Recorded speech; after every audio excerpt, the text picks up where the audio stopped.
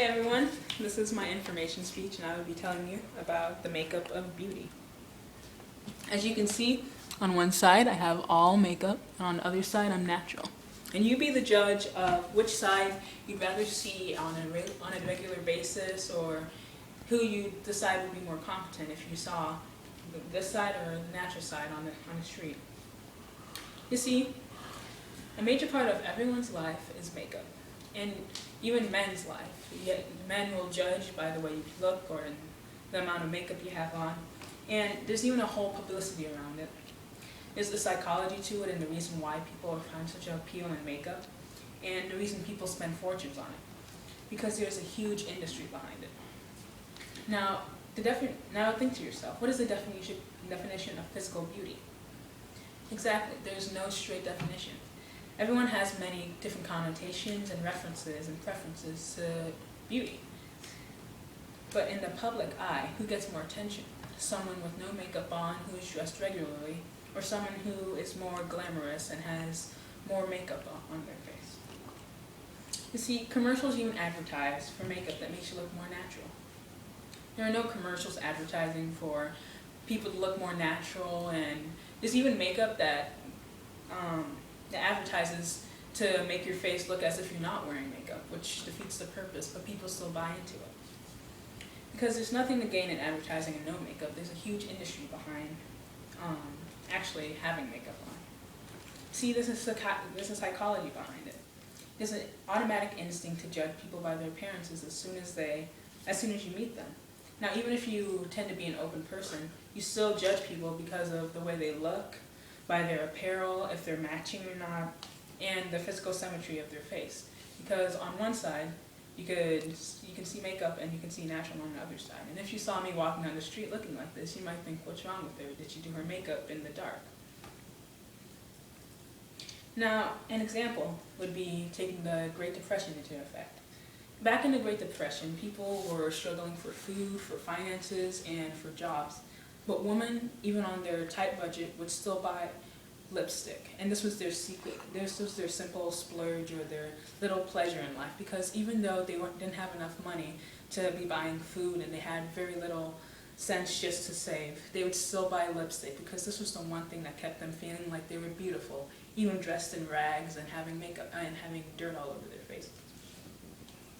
And in a recent study at Harvard, it was found that women that wore makeup were more thought of as competent because of the way their face was, because of the way the makeup accentuated certain parts of their faces.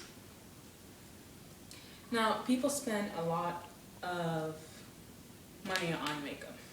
It was found that consumers spent more on average on makeup than on education, and that women will spend up to about $13,000 in makeup in their lifetime, and that's just one woman. And advertisers sell around 40 to 50 billion a year in cosmetics. Imagine how much you could do with 40 to 50 billion dollars a year on food and education rather than putting fossil fuels on our face.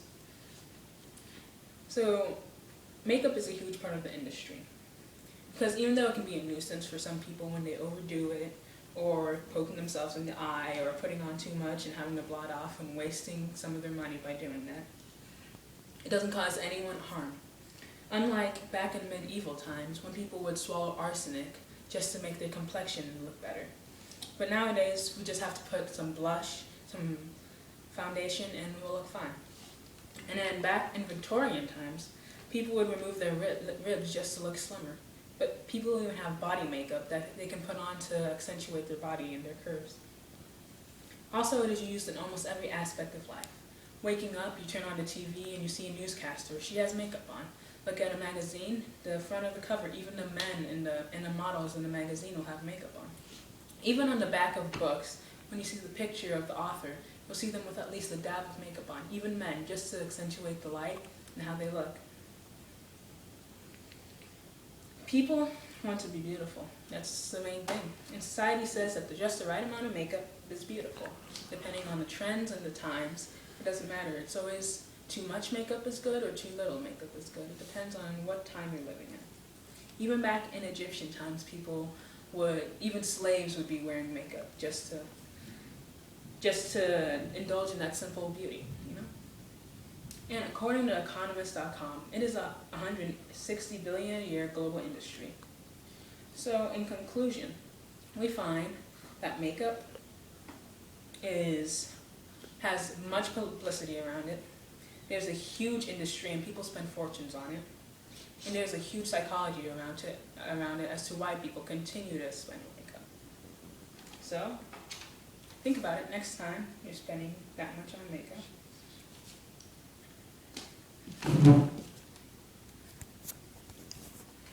And this is my beautiful family, not wearing makeup.